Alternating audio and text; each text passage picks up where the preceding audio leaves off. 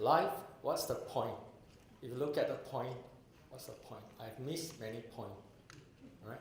To be very honest, I missed many points in my life. Everyone is an artist, right? So if I say everyone, that means it's every one of you. Why did I say that?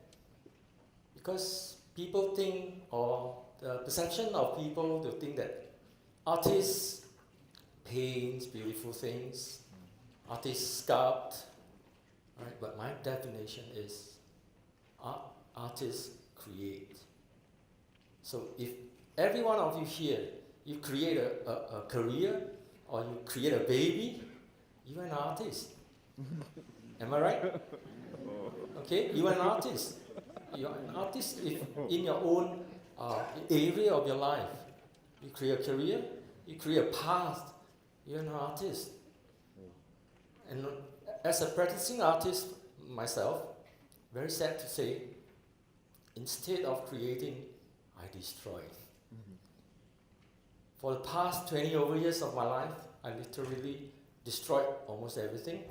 I destroyed my marriage. I destroyed the relationship with my family.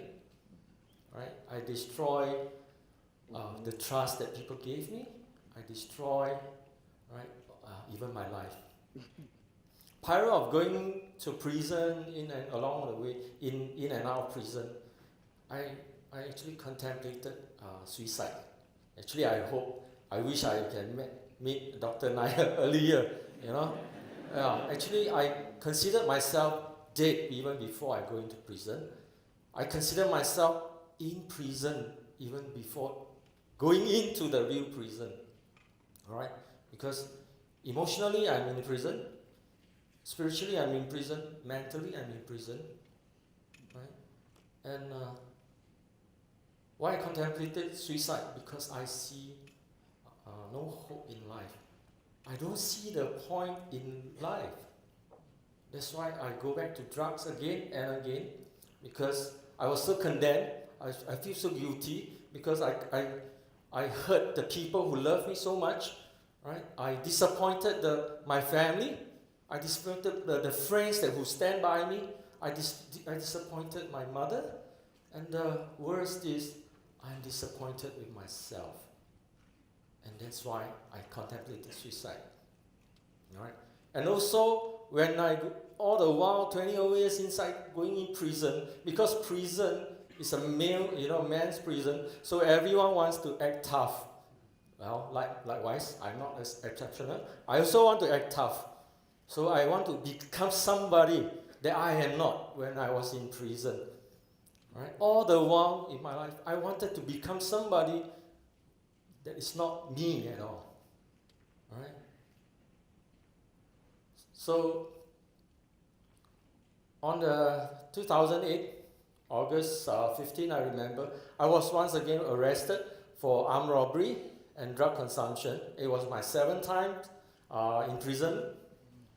On that day when I was in prison, in the police lockup, all right, the police station lockup, alone in a cell, all right, waiting for my statement. My IO told me, Barry, you get ready. This time it's going to be at least minimum of 10 years and 24 strokes of cane.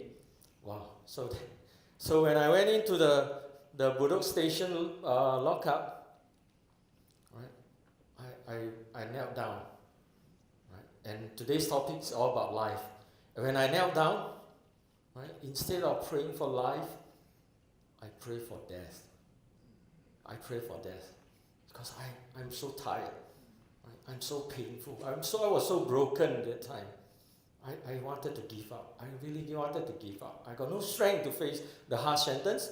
I have no strength, to face my family. I don't even have the strength to face the prison authorities. The worst is I don't have the courage or guts to face myself. Right? So on the same very night, all right, remember I prayed for death. So on the same very night, I was admitted to Changi Prison Hospital. Admitted there in the morning, 2:30 a.m. When I walk into the prison with a shackle and some belongings, right? When I went into the prison ward, the first person I saw was a vegetated inmate, right?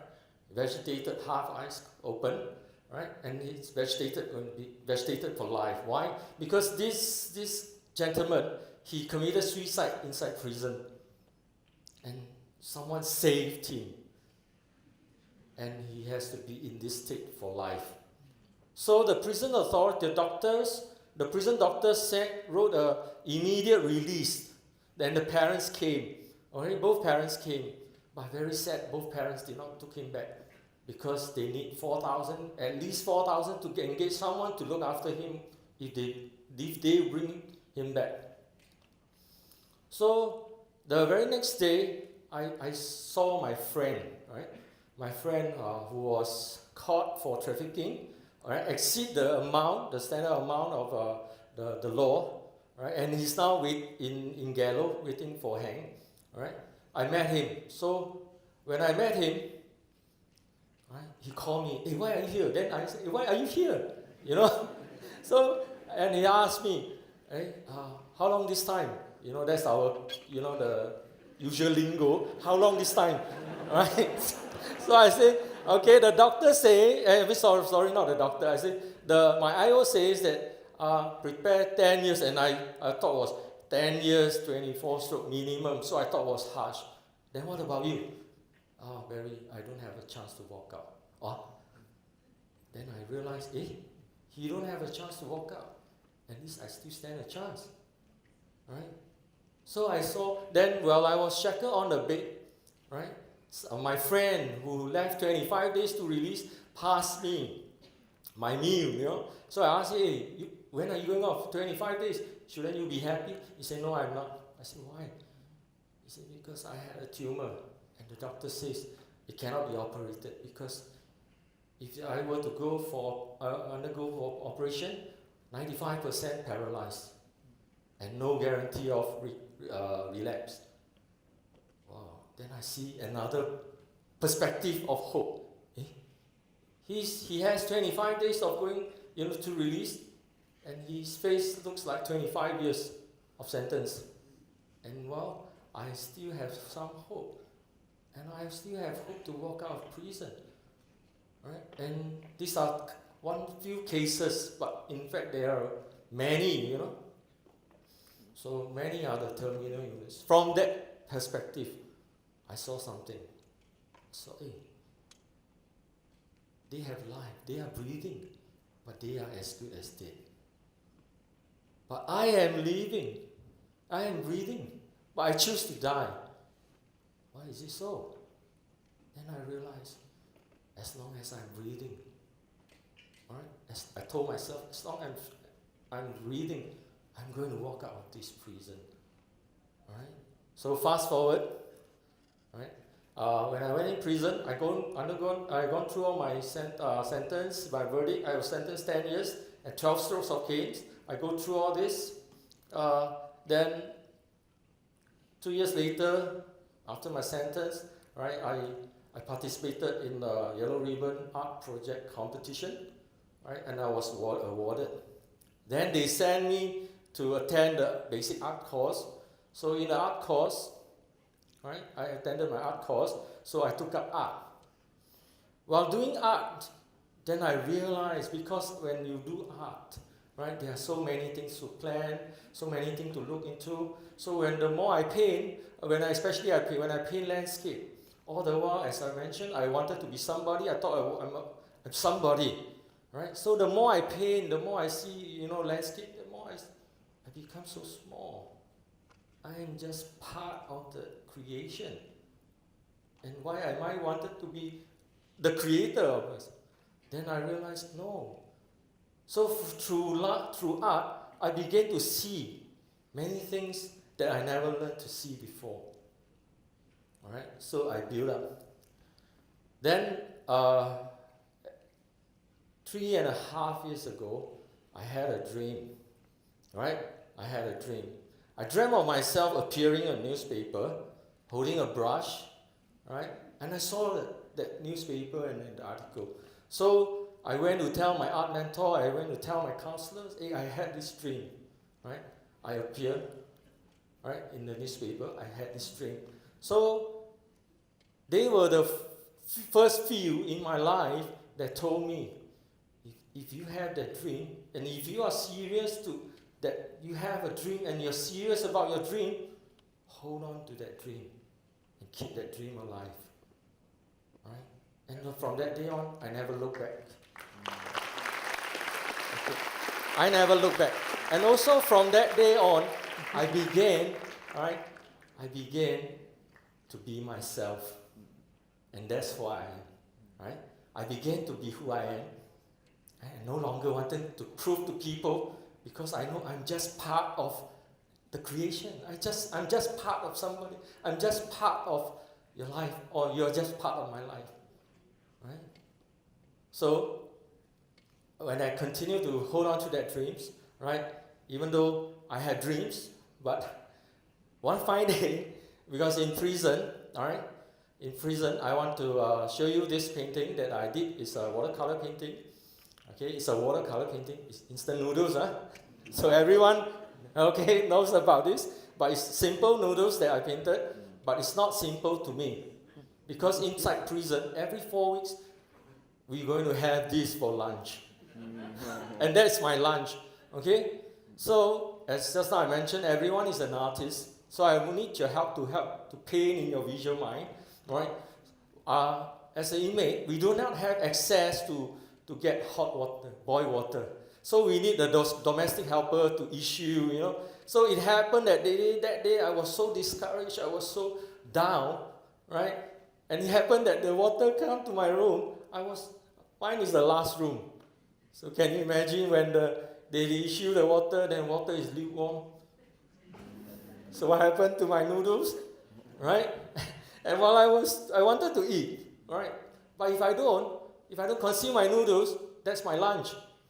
Right? I almost tear. But because I wanted to tear, and my roommates are all around, I cannot. I have to prove again that I'm somebody. Then what did I do? I go to the toilet, act that I'm cool, shower, but actually I'm tearing. Okay? That was me. Right? That was me. It was painful that day. Then whole day, I was so affected. Right? I keep pondering about this. Why? Then what happened is, all right, that night, while pondering, lights off, with my t-shirt on, covering my eyes, I was pondering. Then I realized one thing, the words that came to me. Yeah, the word.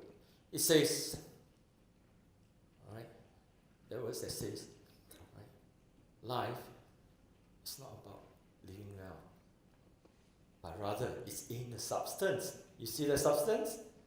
Right? It's in the substance of a life well lived. And you see the chip that is missing? I intentionally paint it this way because my life may not be complete. Alright, and that is the facts. Alright, that is the facts. I've wasted 2/3 of my life in prison. Alright, living all 2/3 of my life in defeats, alright, in failures, in pain, in tears. That was my life. And that is the facts. You see the surrounding? It's all black, dark. Right? But it doesn't matter to me. Because I no longer want to pursue a life of a living well life, but rather a life that is a well-lived life. Okay? So, forward again, when I release from prison, right, I hold on to that dream, I pursue art. But is it easy? Okay? Because many, even directors, artists, right, from all over the world that I encountered, inside prison, they came and visit us. Yeah, they give me good words, they give me a very strong encouragement. But when they ask, what are you going to do after this? I say, I want to be an artist. Huh? You want to be an artist? Yeah, artists are skinny, right? Artists are going to eat bread. But I defy the norm. I've been adding in weight, I've been bloating now, right? And then I have people who reach out. I join a group of people who believe in dreams, who encourage me to hold on to my dreams. And not only that, they've been part of building my dreams. So today I'm an artist, alright? Alright? And when I look back, what is that dream of the papers for? Right? Okay? So on that day, when June 28th, alright, this year, when the article appeared, right? During my sentence, for your info, right? Many years my family did not come to visit me. Right? When I wrote to them, they did not reply. Right? I was so hurt. I was so in pain. Right? It's not that they don't love me. It's just that I disappointed them. I've hurt them. Right? I have discouraged them. Right? But through the article, right, on that same morning when the paper article appeared, I received a call. The call, it was from my mother, and she called. She was tearing over on the phone, and this is what she said. She said, "Son, while Mom is still living, this is the best gift you have given me, and I'm proud of you." Okay? So for my 48 years of life, living in defeat, living in tears, living in discouragement, for the first time my mom said that to me. Wow. Do you think life is worth living? Okay? And on the same day, all right, well, after I hang on and crying, traveling over the phone, or walking along, going to church, right, I received this. Okay? I really received this. Do you see? Oh, it's a WhatsApp message. Okay? It's from my brother. Someone who loves me very much, and he's also the one who I disappointed the most. And this is what he says. Your goddaughter is my niece, right? It's reading your story too. And I was crying. But in the market along the way, we're so crowded, I can't withhold my tears. But I decided to let go. On that very day when I saw this, all right, I got my PhD. I still have a PhD. Okay, my PhD is slightly different. All right, on that very day, all right, I was pardoned, I was healed, and I was delivered. Okay, thank you. And okay, today you can see these pictures on these are my niece, my family. These are my group of friends who believe in dreams, who help to build dreams, right? And they are here today. They are here today. Okay. So once again, these are my group of friends. All right. Just remember. The word that I want, before I conclude, I want to give to every one of you, as long as you're breathing, you have hope. As long as you are breathing, you have hope.